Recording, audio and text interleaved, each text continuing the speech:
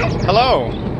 I thought I would give just a quick sunny update on where the train is installed now. So I've got it here in the backyard. This is probably where it's gonna live. I did shorten it down from 86 feet a little bit by adding a straight piece in the curve because I wanted the separation between the tracks a little bit wider. So it shortened it by, well, I haven't measured. But we're gonna build a tunnel right about here on that side. It'll also be storage for the track. So thought I would show some video of the train running.